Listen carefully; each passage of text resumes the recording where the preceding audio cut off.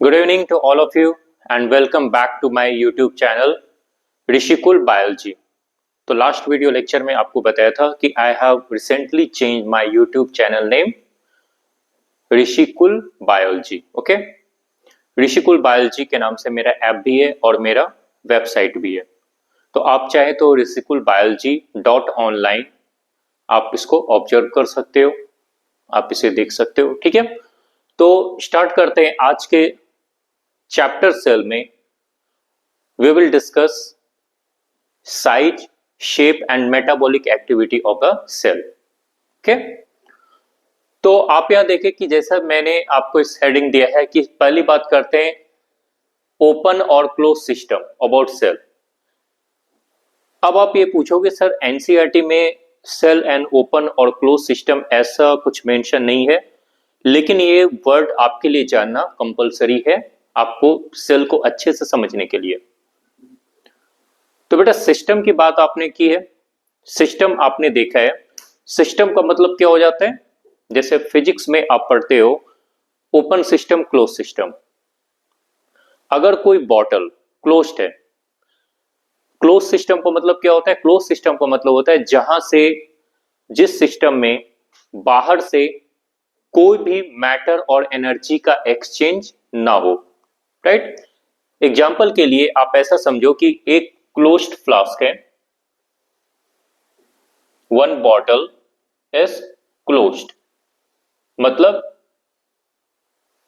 ना तो बाहर से एनर्जी या मैटर आ सकती है, ना तो अंदर की एनर्जी या हीट ट्रांसफर या फिर मैटर एक्सचेंज ना तो अंदर से बाहर की ओर हो सकता है। इंटरनल टू एक्सटर्नल एनवायरनमेंट में एनर्जी एंड मैटर का एक्सचेंज पॉसिबल नहीं है। ठीक है, ऐसे सिस्टम को कहा जाता है आपका क्लोज सिस्टम। क्या कहा जाता है इसे? Closed system. लेकिन जिस सिस्टम में एक्सटर्नल एनवायरनमेंट और इंटरनल एनवायरनमेंट दोनों में exchange of matter and energy, मतलब मैटर और एनर्जी का एक्सचेंज हो, ऐसे सिस्टम को कहा जाता है ओपन टाइप सिस्टम। क्या कहा जाता है? यस, बिल्कुल सही सुना बच्चों आपने, ओपन टाइप ऑफ सिस्टम। तो अब ये देखो, जैसे ये बॉटल क्लोज्ड है, पैक है, जैसे आपके थर्मोफ्लास्क हो जाते हैं, है ना, जैसे एडियाबैटिक प्रोसेस हो गया, फिजिक्स में आपने पढ़ा है, तो वो क्लोज सिस्टम का एग्जांपल है। There is neither exchange of energy not matter. Right? अब बात करते हैं सेल के बारे में। याद करो, आपको फर्स्ट क्लास में मैंने बताया था, फर्स्ट वीडियो लेक्चर में, कि जो बायोलॉजिकल साइंस है, बायोलॉजिकल साइंस, बायोलॉजी, यहां पर फिजिक्स और केमिस्ट्री के बेसिक रूल्स एप्लीकेबल होते हैं। मतलब फिजिक्स और केमिस्ट्री के बेसिक रूल्स, बेसिक लॉज जो हो जाते हैं, वो यहां पर आपके क्या हो जाते हैं? लाइफ साइंस या लिविंग ऑर्गेनिजम्स पर एप्लीकेबल है। ओके, तो अब मुझे बताएं कि ये सेल में, जैसे ये मैंने एनिमल सेल का एग्जांपल दिया, मान लो एनिमल सेल, प्लांट सेल या माइक्रो कुछ भी हो सकते हैं। सेल को ओपन सिस्टम में रखोगे या क्लोज्ड सिस्टम में रखोगे? सोचकर आंसर करें। एग्जैक्टली राइट, एब्सोल्युटली राइट, बिल्कुल सही कहा आपने। Cell is an open system. कैसा सिस्टम होता है सेल? Open system. क्यों? क्योंकि बेटा आप देखो, सेल के चारों तरफ एक्सटर्नल एनवायरनमेंट और ये हो जाता है सेल के अंदर का इंट्रासेलुलर या इंटरनल एनवायरनमेंट। तो सेल अपने बाहर से मैटर और एनर्जी दोनों का एक्सचेंज करता है। अगर कोई भी सेल क्लोज सिस्टम हो जाए, मतलब बाहर से अपने चारों ओर के सराउंडिंग से ना तो ये मैटर ना ही तो ये एनर्जी किसी का भी एक्सचेंज ना कर पाए, तो ऐसे सिस्टम को क्या कहेंगे? क्लोज सिस्टम कहते हैं। ठीक है, तो अगर सेल क्लोज सिस्टम होता, मतलब एनर्जी या मैटर का एक्सचेंज नहीं होता, तो क्या सेल कभी सरवाइव कर पाता? नेवर, कभी नहीं कर पाता। आप देखो, सेल मान लो ये एरोबिक ऑर्गेनिज्म है, तो इसे ऑक्सीजन कहां से लेगा? यस, ऑक्सीजन लेने के लिए इसे एक्सटर्नल सोर्स यानी कि बाहर से ऑक्सीजन ये गेन करेगा। सेल के अंदर ये ऑक्सीजन यूटिलाइज होता है ड्यूरिंग द एरोबिक रेस्पिरेशन, जिसे आगे मैं आपको डिस्कस करूंगा डिटेल में। अब इसके अंदर जो कार्बन डाइऑक्साइड प्रोड्यूस होती है, ये कार्बन डाइऑक्साइड सेल से बाहर रिलीज हो रही है ना। तो आप देखो कि सेल में, सेल के ये एक्सटर्नल एनवायरनमेंट मतलब अपने आउटसाइड एनवायरनमेंट से matter, energy, gaseous exchange, nutrients intake, nutrients को एब्जॉर्ब कर रहे हैं, मेटाबॉलिज्म कर रहे हैं, और जो भी वेस्ट बन रहे हैं इन सारे वेस्ट को ये सेल से बाहर डिस्पोज कर रहे हैं। क्लियर? तो clearly it says that cell is an open type of system. Cell क्या है? सेल एक ओपन सिस्टम है, राइट? गुड। अब चलते हैं इस पे, आपको दिया हुआ है कि सेल की साइज और सेल के शेप, जो एनसीईआरटी का अगला पैराग्राफ था, जैसा मैंने आपको लास्ट वीडियो लेक्चर में कहा था। तो सेल आप देखोगे, सेल की साइज और सेल का शेप ये हमेशा वेरी करता है। सेल के नंबर वेरी करते हैं।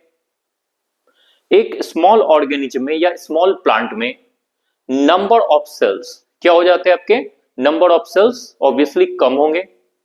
लेकिन जो लार्ज एनिमल्स की बात की जाए, ब्लू व्हेल, एलिफेंट्स, तो इसमें क्या होते हैं? इसमें नंबर ऑफ सेल्स ज्यादा पाए जाते हैं कंपैरेटिवली। इसमें कोई डाउट नहीं होना चाहिए। इट इज एस्टिमेटेड, ऐसा अनुमान किया जाता है कि जो 60 केजी के पर्सन है उसमें लगभग 14 ट्रिलियन यानी 14 खरब सेल्स यानी कोशिकाएं पाई जाती हैं, राइट? तो अब देखें सेल के अगर साइज की बात करें तो सेल की साइज ये काफी छोटी हो सकती है माइक्रोन मीटर में। यहां से लेकर आपकी क्या हो जाती है? सेल की साइज आपके मिलीमीटर में वेरी करती है, राइट? तो आप जैसे देखें द स्मॉलेस्ट सेल, सबसे छोटी सेल। अब आप मुझे देखिए, एक क्वेश्चन पूछा जाता है नीट में, which is the smallest living organism या which is the smallest cell? दोनों का आंसर सेम होगा, mycoplasma gallisepticum, PPLO, pleuro pneumonia like organism. तो आपको मैंने बताया कि सेलुलर किसी भी ऑर्गेनिज्म को लिविंग कहलाने के लिए सेलुलर स्ट्रक्चर होना कंपलसरी है। अगर कोई ऑर्गेनिज्म या कोई भी एंटिटी अगर सेलुलर स्ट्रक्चर नहीं है और सेलुलर इन नेचर है, तो डेफिनेटली इसे कभी भी लिविंग ऑर्गेनिज्म का खिताब नहीं दिया जाएगा। यस। तो बेटा यहां क्या हो जाता है? ये हो जाता है आपको माइकोप्लाज्मा गैलीसेप्टिकम। ये आपके प्रोकैरियोटिक ऑर्गेनिज्म है। ये एक ऐसा बैक्टीरिया है जिसमें सेल वॉल एब्सेंट होती है। मतलब आप यूं कह सकते हो कि ये वॉल लेस बैक्टीरिया है, wall less bacteria, prokaryotic cell.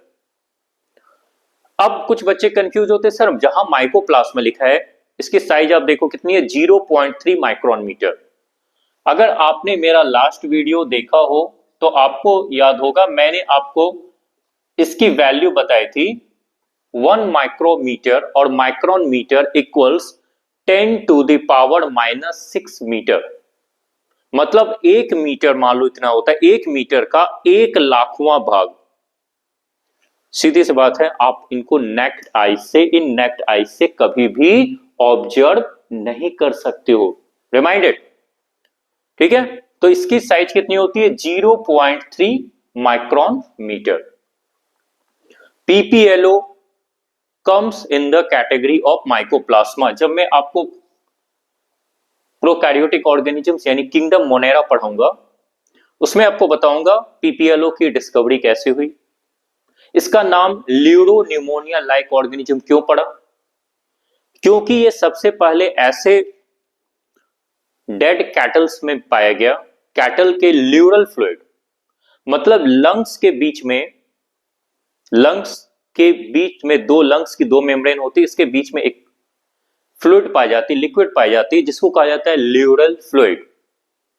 तो यहां जो ऑर्गेनिज्म थे उसकी शेप क्या थी? फिक्स नहीं होती थी, है ना। तो इसलिए इसका नाम दिया गया, ल्यूरल फ्लूइड से निकला गया, लेकिन इसका शेप ऑलवेज चेंज होता था क्योंकि इस पर सेल वॉल नहीं पाई जाती है। So called pleuropneumonia like organism. इनकी साइज की बात की जाए तो ये 0.1 माइक्रोन मीटर रेंज में चले आते हैं। ठीक है, तो पीपीएलओ माइकोप्लाज्मा की कैटेगरी है। तो ये हो जाती है सबसे छोटी सेल या सबसे छोटा लिविंग ऑर्गेनिज्म, राइट, या सबसे छोटा organism. Next the largest cell.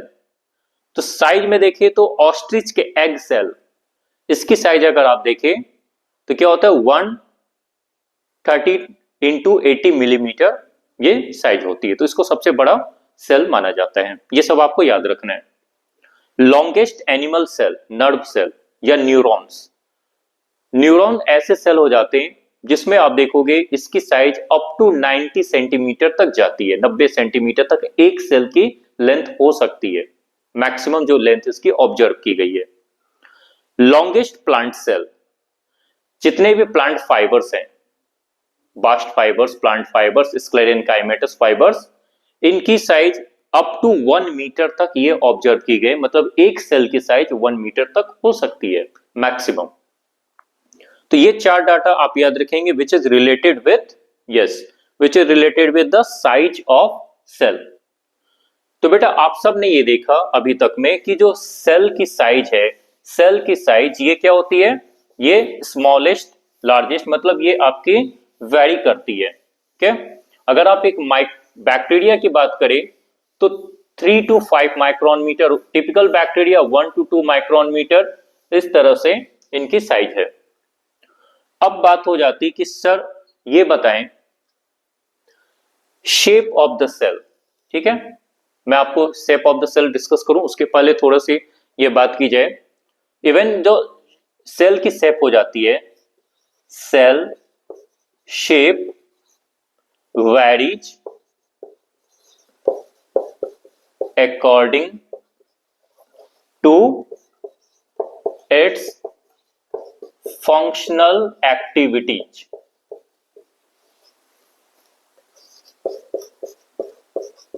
हाँ, एक पॉइंट और मिस हो रहा है जिसे मैं डिस्कस कर दूं, इंपॉर्टेंट पॉइंट है, और एनसीईआरटी में नीट में असर्शन रीजन टाइप से या फिर स्टेटमेंट वाइज इस क्वेश्चन को बहुतों बार बनाया गया है और पूछा गया है। क्लियर? तो बेटा जैसा आप सब देखोगे इस वीडियो में, साइज ऑफ द सेल और मेटाबॉलिक एक्टिविटी या सेल की एक्टिविटी, इन दोनों में कोई रिलेशन है, इसे हम लोग देखते हैं, क्वेश्चन पूछे जाते हैं यहां सर। तो ये देखा गया है स्मॉलर द सेल, मतलब सेल जितना छोटा होगा, smaller the cell more active the cell, यानी सेल की एक्टिविटी उसके साइज पर काफी डिपेंडेंट होती है। सेल जितना छोटा होगा, छोटे सेल हो जाते हैं तो वो ज्यादा एक्टिव होते हैं। इसके अपोजिट आप देखोगे larger the cell, larger the cell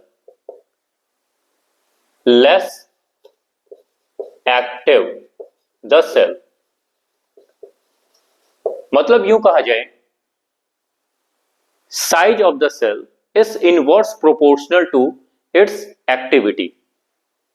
Size of a cell is inversely proportional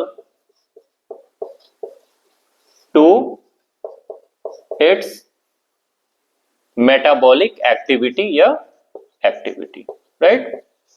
तो इस पॉइंट को आप नोट कर लें, इसे याद रखें, क्योंकि बेटा ये क्वेश्चन आपको स्टेटमेंट वाइज, स्टेटमेंट 1, स्टेटमेंट 2 या असर्शन रीजन टाइप से इस टाइप के क्वेश्चंस को हमेशा फ्रेम करके नीट में पूछा जाता है, राइट? तो इस पॉइंट को आप जरूर याद रखें।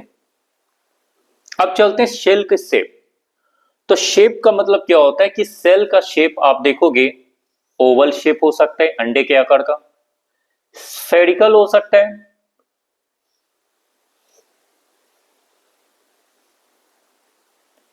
रेक्टेंगुलर हो सकते हैं, पोलीगोनल हो सकते हैं, रोम्बस टाइप हो सकते हैं, इवन ये टैडपोल लाइक स्ट्रक्चर, टैडपोल के जैसे हो सकते हैं। जैसे क्या होता है आपका न्यूरॉन, नर्व सेल, उसके स्ट्रक्चर को अगर आप देखोगे तो टैडपोल के जैसा ये आपको दिखने में लगता है, राइट। तो सेल की जो शेप हो जाती है ये वैरी करती है, अलग अलग शेप के सेल हो सकते हैं। अब देखो आरबीसी की अगर बात की जाए तो आरबीसी आप देखोगे कैसा होता है, yes, by concave, this shape is called by concave. कुछ सेल्स आपको कैसे हो जाते हैं, बाई कॉन्वेक्स, राइट। जो मैमोलियन आरबीसी होते हैं, यानी मैमल्स में जो आरबीसी पाए जाते हैं वो कैसे होते हैं, बाई कॉनकेव शेप होते हैं। लेकिन मैमल्स को छोड़कर जैसे एवीज, रेप्टाइल्स, पाइसेस यानी फिशेज, एम्फीबियंस, इसमें जो सेल्स पाए जाते हैं वो कैसे होते हैं, वो बाई कॉन्वेक्स होते हैं, ठीक है। इसके बारे में हम लोग आगे डिटेल में सर्कुलेटरी सिस्टम में पढ़ेंगे, राइट। तो अब ये देखिए मैंने यहां जो पॉइंट लिखा है, सेल शेप यानी shape of a cell varies, कैसे वैरी करता है, किस पर डिपेंड करता है, shape of a cell depends on its physiological activity, मतलब ये कैसी एक्टिविटी को परफॉर्म करते हैं उस पर ये डिपेंड करते हैं। एग्जाम्पल के लिए मैं आपको बताऊं, जैसे आप देखोगे, एक एग्जाम्पल मैं आपको देता हूं वो से आप समझ जाओगे। आरबीसी का शेप बाइकॉनकेव होता है, इसका बेनिफिट क्या होता है, क्यों ऐसा होता है, क्योंकि इसमें क्या हो जाते हैं, जब ये ब्लड वेसल्स से जाते हैं तो ब्लड वेसल्स में क्या होता है बच्चों की, इनकी डायमीटर क्या होती है, जैसे आर्टरी है, आर्टरी किसमें डिवाइड हो जाती है, यस, आर्टेरियोल्स में। आर्टेरियोल्स फर्दर किसमें डिवाइड हो जाती है, आर्टेरियोल से क्या होते हैं, ये फिर आपके ब्लड कैपिलरी, जो कि बिल्कुल माइक्रोस्कोपिक टाइप के ब्लड कैपिलरीज होते हैं, उसमें इसका डायमीटर काफी कम होता है, माइक्रोस्कोपिक, माइन्यूट, वेरी माइन्यूट इसके डायमीटर होते हैं, ओके। तो यहां से जाने के लिए इसे क्या होता है, इसे मूव करने के लिए क्या हो जाते हैं, इजीली ये क्रॉस कर सके, इसीलिए इसके शेप कैसे हो जाते हैं, ये बाई कॉनकेव शेप के हो जाते हैं, so that it can easily move across the blood vessels, blood vessels से ये easily क्रॉस करके जा सके। अब एक और एग्जांपल मैं आपको देता हूं, न्यूरॉन के सेल्स टैडपोल जैसे क्यों होते हैं, एबनॉर्मल लुक के क्यों होते हैं, अबनॉर्मल लुक के, क्योंकि न्यूरॉन का काम होता है कंडक्शन ऑफ नर्व इंपल्सेस, ठीक है। जब आप नर्वस सिस्टम पढ़ोगे तो न्यूरॉन के स्ट्रक्चर को आपको पढ़ना है, यानी नर्व सेल्स के डिटेल स्ट्रक्चर आपको पढ़नी है वहां पर। तो आप ये देखें नर्व इंपल्स क्या हो जाते हैं, हमारे 5 सेंस ऑर्गन है, हमारे बॉडी में 5 सेंस ऑर्गन है, कौन कौन से, eye, ear, nose, tongue and skin. ये 5 सेंस ऑर्गन्स क्या करते हैं, स्टिमुलस को एक्सेप्ट करते हैं।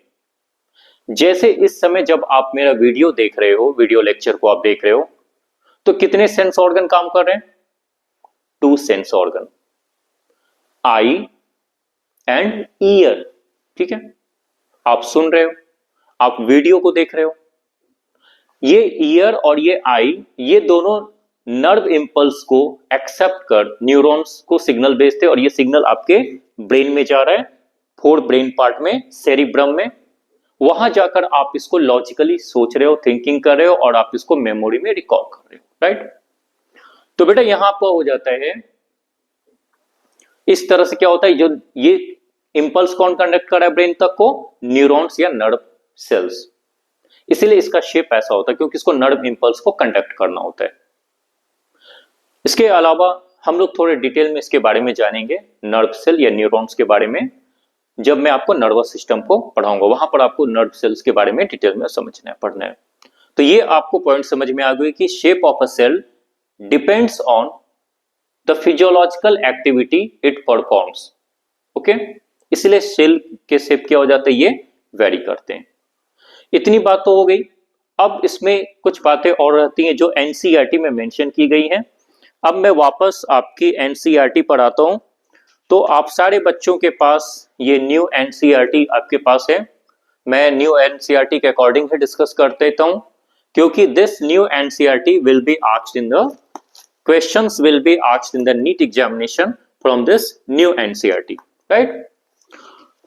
तो बेटा देखिए, जहां लास्ट पैराग्राफ मैंने फिनिश किया था उसके बाद से मैं फिर से डिस्कस करता हूं।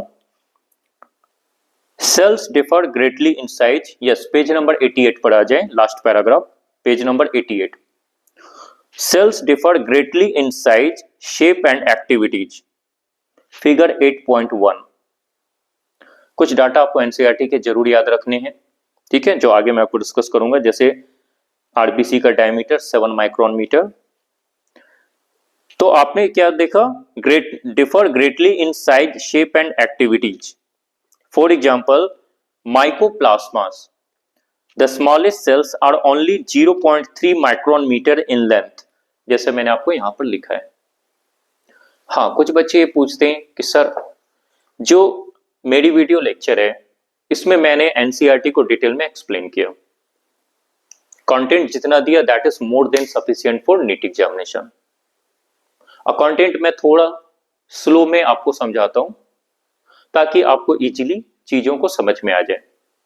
जिन बच्चों को थोड़े से डाउट्स हैं वो इस वीडियो से रिलेटेड कंटेंट पर कमेंट बॉक्स में जाकर रिलेटेड क्वेश्चन पूछ सकते हैं, आई विल आंसर। दूसरी बात, एनसीईआरटी मैं आपके सामने वीडियो में लाइन बाय लाइन मैं आपको डिस्कस कर देता हूं ताकि आपके लिए एनसीईआरटी को समझना आसान हो जाए। अब बात हो जाती है क्वेश्चंस की। तो बेटा मैंने पहले वीडियो लेक्चर में भी आपको बताया था कि आप मेरे ऐप पर जाएं, वहां पर आपको 1600 प्लस टेस्ट मिलेंगे, फिजिक्स, केमिस्ट्री, बायोलॉजी। आप ऑनलाइन अपने फोन पर बैठकर टेस्ट दे सकते हैं, स्टैंडर्ड क्वेश्चंस हैं, इसकी आप प्रैक्टिस करेंगे तो आपको ये काफी यूजफुल होगा, ठीक है। चलें, तो अब बेटा यहां आपके हो जाते हैं, फॉर एग्जाम्पल माइकोप्लाज्मा, यस ये मैंने बता दिया। Wild bacteria could be 3 to 5 micron metre, 1 micron metre equals 10 to the power -6 metre. Bacteria को आप देखो तो 3 से 5 माइक्रोन मीटर तक ये आपके होते हैं। The largest isolated single cell is the egg cell of an ostrich.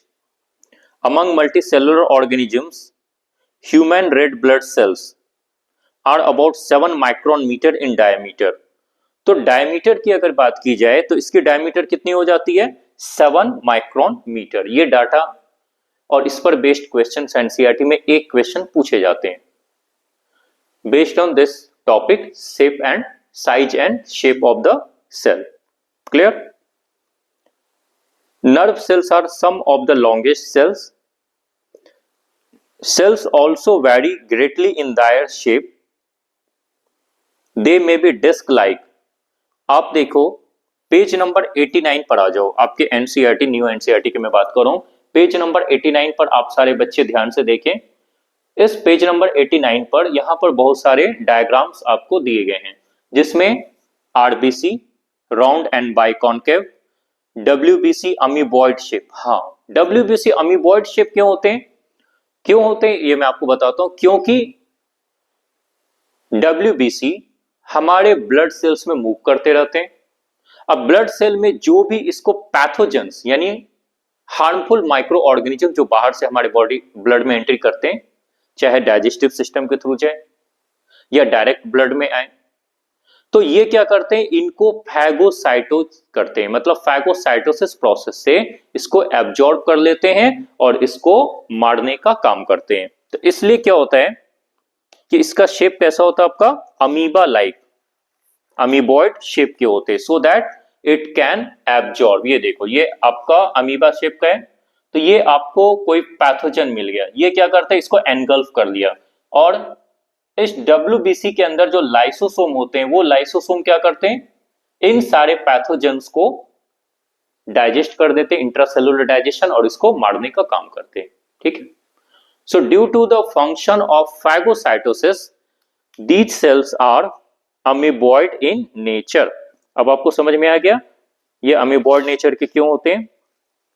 Columnar epithelial cells, मतलब ये खंभे के जैसे, कॉलम मतलब खंभे, long and narrow, nerve cells आप देखोगे ब्रांच्ड एंड लॉन्ग, बिल्कुल डिफरेंट शेप के हैं नर्व सेल्स, क्योंकि इनको न्यूरॉन या इंपल्स को रिसीव भी करना होता है, साथ ही साथ इसे एक्सॉन के थ्रू क्या होता है, न्यूरॉन के थ्रू एक से दूसरे न्यूरॉन में और फाइनली ब्रेन तक सेंड करना होता है। ट्रैचेड इलोंगेटेड होते हैं क्योंकि इसमें क्या होता है, इनको काम होता है वाटर और मिनरल्स का कंडक्शन करना। Mesophyll cell round and oval, क्योंकि इसमें क्लोरोप्लास्ट होते हैं और इनका काम होता है फोटोसिंथेसिस परफॉर्म करना। चलिए वापस आए। They may be disc like, polygonal, columnar, cuboid, thread like और even irregular. The shape of the cell may vary with the function they perform. तो ये बातें जो मैंने आपको बताई एनसीईआरटी में, इन बातों को अच्छे से थोड़ा सा डिस्कस किया गया है। तो एनसीईआरटी का इस पर्टिकुलर पैराग्राफ को मैंने आपको थोड़े डिटेल में एक्सप्लेन किया। मैंने आपको पहले ही बताया कि मैं आपको वीडियो 25-30 मिनट्स के ड्यूरेशन का वीडियो बना रहा हूं और एनसीईआरटी के पार्ट बाय पार्ट में इसको डिस्कस कर रहा हूं, लाइन बाय लाइन मैं आपको साथ ही साथ डिस्कस कर दिया, ताकि आपको नीट में एक भी क्वेश्चन आपका मिस ना हो और एनसीईआरटी की कंप्लीट मास्टरी हो जाए। ठीक है, अब आप बच्चे क्या करें, वीडियो देखें, एनसीईआरटी साथ रखें और एनसीईआरटी से को साथ साथ पढ़ें। जो भी डाउट होता है इस वीडियो में रिलेटेड कंटेंट से वो कमेंट बॉक्स में क्वेश्चन में पूछें, राइट। और एक पर्सनल रिक्वेस्ट, सारे बच्चे वीडियो को जरूर से जरूर सब्सक्राइब करें और जो भी आपके आसपास आपके नोन में जो भी ऐसे बच्चे हैं उनको ये वीडियो लेक्चर को शेयर कर दें, ठीक है, और साथ ही साथ लाइक कर दें। Okay, so thank you for watching my video, it's my personal request, and please share and subscribe and enjoy your video lecture. Okay, in next video lecture I will discuss about the prokaryotic cells जैसे NCERT में mention किया गया। Okay, thank you, have a good day to all of you.